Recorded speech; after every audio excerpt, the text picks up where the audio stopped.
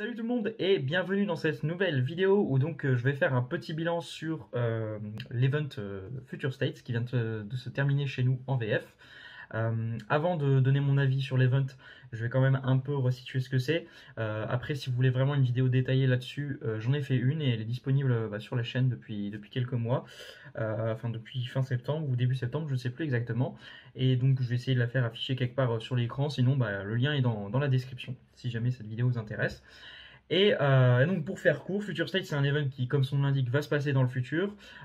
Tous les héros qu'on connaît vont ne plus vraiment porter le titre de héros.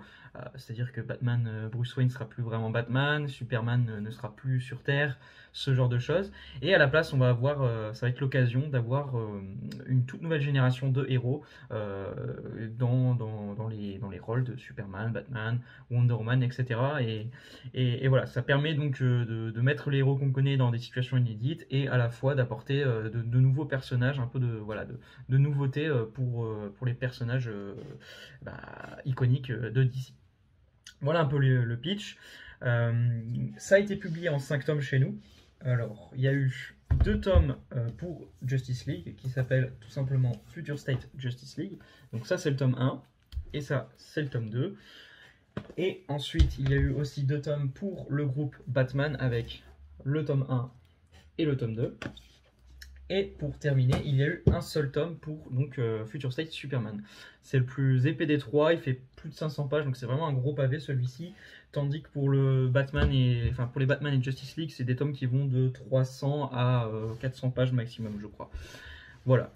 Donc ça c'est comment ça a été publié, donc en 5 tomes. Ils sont tous vendus 35 € pièce, donc ça c'est un event qui coûte cher. Et donc ça aussi ça va un peu pas mal jouer sur est-ce que je le conseille et est-ce que ça vaut le coup selon moi.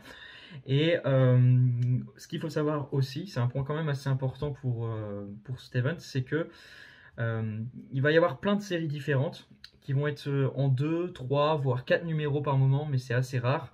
Et toutes les séries n'ont aucun lien entre elles. La trame principale de chaque série n'a pas de lien, ils n'ont pas de lien les unes des autres. Par contre, il va y avoir quand même des références par-ci par-là entre certaines séries, et on va avoir une trame de fond, voilà, un statu quo qui va être commun. Par exemple, pour le groupe Batman, on a cette espèce de milice militaire qui s'appelle le Magistrat et qui gère la ville de manière autoritaire, etc. de Gotham. Et ça, voilà, c'est ce point-là, on va le retrouver sur toutes les séries du Batverse.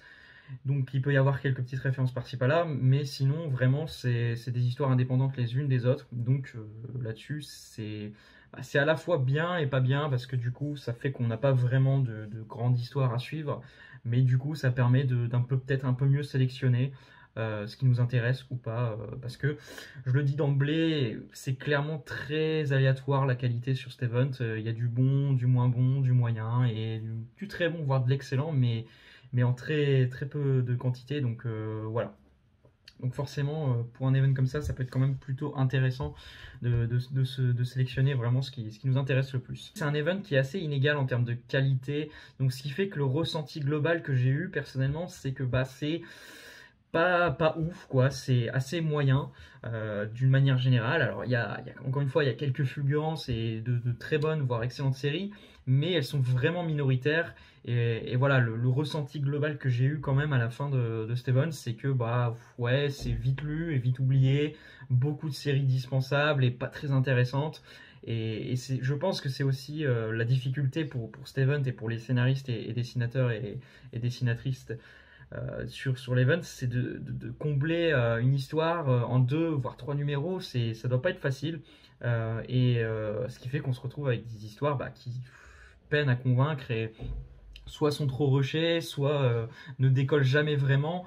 Donc c'est un peu ouais, le gros défaut, de Steven, c'est que malheureusement c'est hyper inégal et qu'on se retrouve à chaque fois en général avec des tomes où on sait pas trop quoi en penser parce qu'il y a eu quelques fulgurances, quelques très bonnes pioches, mais à côté de ça, le reste du temps, je me suis plutôt soit ennuyé, soit j'ai pas non plus détesté certaines séries, je vais pas aller jusque là, mais vraiment pas loin de passer un mauvais moment ou de dire bon vite quand est-ce qu'on passe à quelque chose d'un peu plus intéressant quoi. Donc ça c'est un peu dommage clairement. Après comme je vous dis il y a quand même de belles séries. Il y a un tome pour moi qui s'en sort un peu mieux que les autres, c'est Future State Batman tome 2. J'ai vraiment un bon ressenti global sur celui-ci. Il y a deux excellentes séries dedans, c'est Dark Detective et Catwoman. Future State Catwoman, et le reste est vraiment bon. Donc ouais, c'est pour moi le tome qui s'en sort le mieux. Et si vraiment je dois vous en conseiller qu'un, c'est celui-ci. Comme je l'ai dit, vous pouvez juste prendre le tome 2, pas forcément besoin de vous coltiner le tome 1, parce que pour le coup le tome 1 c'est un peu l'opposé et c'est peut-être pour moi le plus mauvais sur l'event. Donc voilà, vous pouvez franchement y aller sur celui-ci. Après, si vous aimez le Batverse et que ça vous intéresse, si forcément vous aimez pas du tout Batman et son univers, bah n'y allez pas quoi, je pense pas que ça va forcément vous plaire. Mais il y a franchement de bonnes séries et là pour le coup c'est le seul tome où bah, franchement j'ai bien kiffé du début à la fin. Dans Future State, Justice League tome 1, la série que j'avais adoré en VO et que encore une fois est vraiment géniale et peut-être une de mes préférées sur tout l'event, c'est Future State Aquaman. Franchement c'est excellent, c'est juste vraiment génial. C'est scénarisé par Brandon Thomas et dessiné par l'incroyable Daniel Sampere. Et c'est juste bah, génial, quoi, comme j'ai dit. Jackson Hyde dans le rôle d'Aquaman est vraiment génial. Ça permet aussi de découvrir une version plus adulte du personnage de Andy Curry, donc la fille de Mera et Arthur.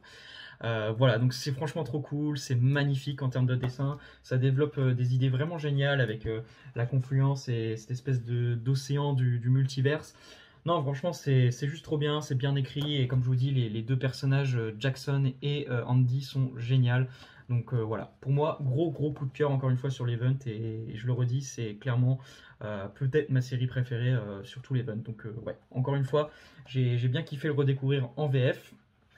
Et la bonne surprise que j'ai eue sur ce Justice League tome 1, du coup en VF, c'est Future State Suicide Squad. Déjà, c'est dessiné par Javier Fernandez, c'est un dessinateur que j'aime beaucoup. Et c'est scénarisé par Robbie Thompson, que je connais pas vraiment. J'ai sûrement déjà eu des choses du scénariste, mais là, comme ça, j'ai pas forcément d'idée en tête. Et franchement, c'était plutôt cool. Il va y avoir une histoire de Terre parallèle avec Terre 3 en particulier. Donc, cette espèce de Terre où tous les personnages sont. Tous les héros qu'on a l'habitude de voir sont des vilains. Globalement, c'est un peu ça l'idée. Et voilà, donc avec une Amanda Waller plus terrifiante que jamais. Donc voilà, et puis des dessins vraiment géniaux. Franchement, bonne découverte. Pas un énorme coup de cœur ou quoi, mais j'étais assez surpris parce que Suicide Squad, c'est pas un titre que j'affectionne énormément en général. Donc ouais, bonne surprise sur ce tome 1 de Justice League Future State. Maintenant, pour le tome 2 de Justice League Future State, bah, Urban a très bien choisi la couverture. On a le Future State Wonder Woman qui est incroyable. Bon, ça, je vais y revenir assez vite. J'en ai déjà parlé dans la vidéo de présentation parce que je l'avais lu en VO. Donc, c'est la série de Joel Jones et bah, c'est juste génial. Le personnage de Yara Flor, donc la nouvelle Wonder Woman brésilienne, est vraiment génial. Un caractère vraiment très différent de Diana et ça rajoute vraiment bah, un nouveau personnage qu'on a envie de découvrir et avec un design vraiment superbe. Donc voilà, et puis les dessins, c'est juste trop beau. Voilà, une petite histoire très cool à suivre dans la mythologie. Donc moi j'ai bien kiffé, hein, franchement, encore une fois. Et clairement, ça donne envie d'en savoir plus sur ce personnage. Donc là-dessus, le pari est réussi pour DC et pour Joel Jones. Maintenant, une série que je n'avais pas lue et que j'ai beaucoup aimé et que franchement c'est une très bonne découverte, c'est Swamp Thing avec Ram 5 au scénario et Mike Perkins pour les dessins. Bah déjà c'est magnifique et ensuite bah, c'est juste trop bien écrit et c'est hyper intéressant. Ça va nous mettre dans un monde où il y a eu une espèce de grande guerre entre les humains et la Sève. Donc la Sève qui est l'entité qui permet de contrôler tout ce qui est les végétaux sur la planète Terre. Et donc son avatar, c'est la créature des marais, pour ceux qui ne connaîtraient pas un peu le principe de Swamp Thing. Voilà, et voilà, il y a plein de designs vraiment cool, et encore une fois, vraiment bien écrit. La fin est super, et ouais, franchement, très bonne découverte. Et sur ce tome 2, ce que j'ai beaucoup aimé aussi, c'est Immortal Wonder Woman de Becky Cloonan et Michael Conrad, et dessiné par, donc ça c'était pour le scénario, et c'est dessiné par Jen Bartel. C'est hyper beau et c'est la série qui se passe le plus loin dans le futur. On est vraiment à la fin des temps. Il reste plus que Wonder Woman qui est vivante. Il va y avoir aussi un adversaire, j'en dis pas plus.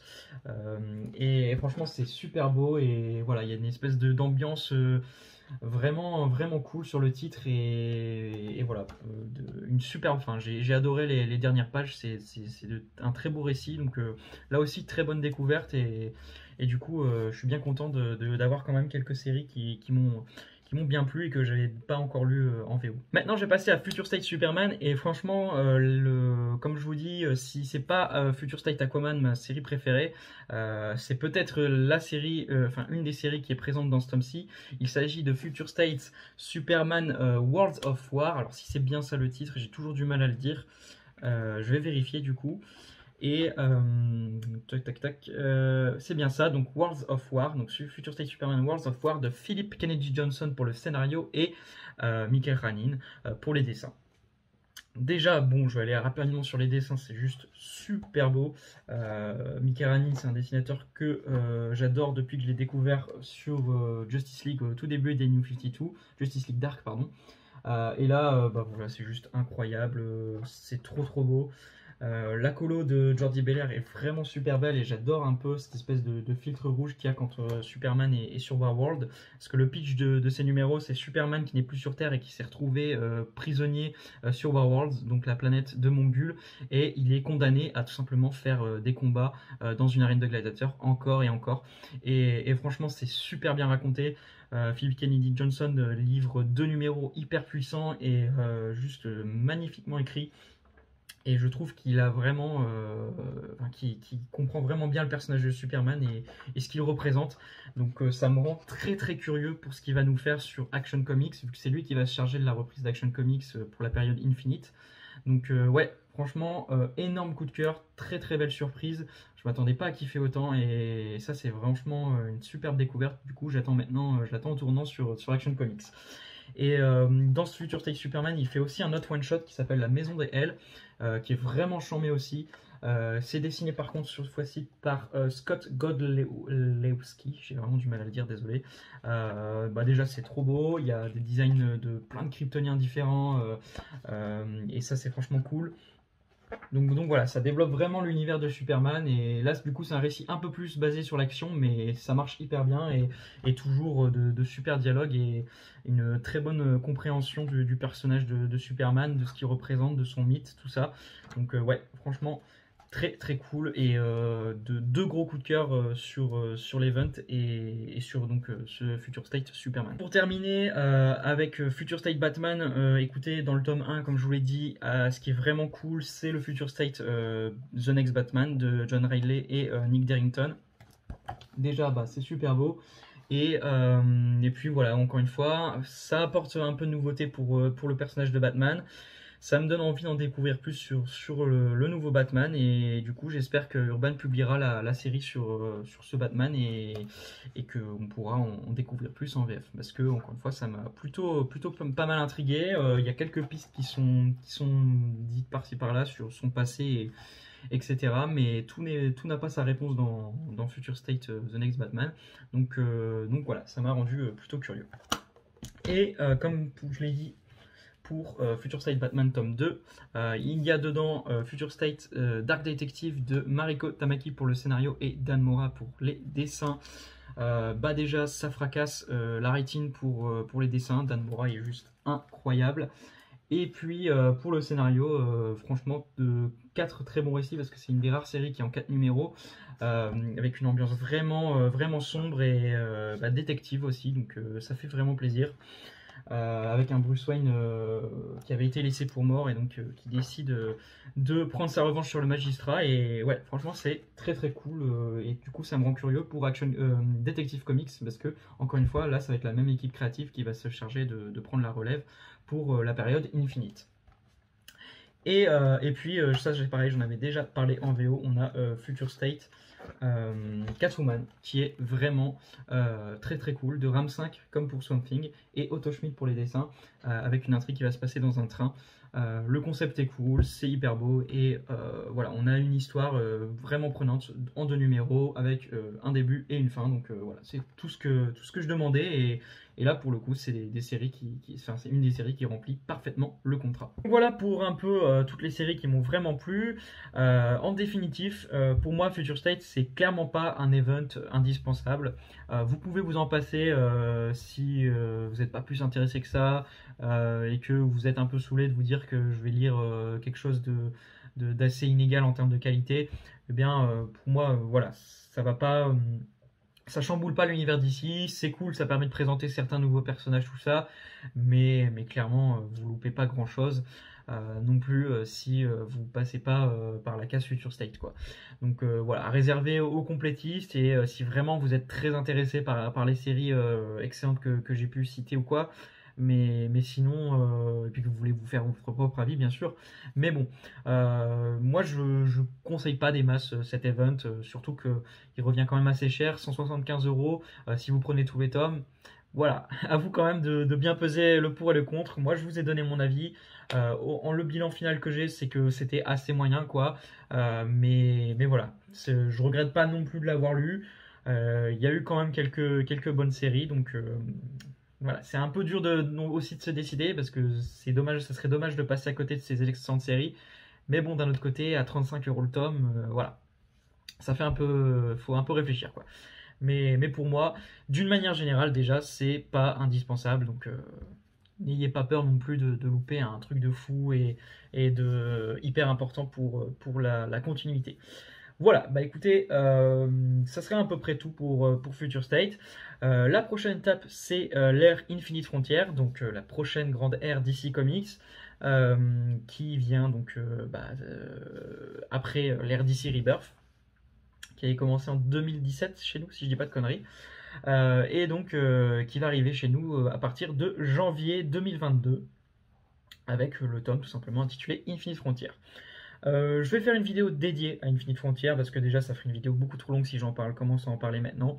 Donc voilà, tout ce qui est Infinite Frontier, sa publication VF au niveau des formats et des séries qui ont été annoncées jusqu'ici, ça sera dans une vidéo dédiée qui devrait arriver dans les prochains jours. J'attends juste qu'Urban ait un peu fini ses annonces, parce qu'ils avaient publié janvier et février, et depuis quelques jours ils font aussi leur planning mars-avril. Donc j'attends qu'ils aient fini leur annonce de mars-avril, et comme ça après j'en parlerai dans une vidéo dédiée sur Infinite Frontier, sur mes attentes, et donc les différentes séries qui vont paraître au début chez nous en VF. Voilà, donc ça sera dans une autre vidéo. En tout cas, j'espère que cette vidéo aussi vous aura plu. N'hésitez pas dans les commentaires à interagir et à donner votre avis sur l'event, si vous l'avez lu, et si vous comptez le lire ou pas, et qu'est-ce que vous en avez pensé, quoi, ce genre de choses. Je répondrai à vos commentaires et je les lirai avec plaisir. Et puis bah du coup, à la prochaine pour une autre vidéo. Salut tout le monde!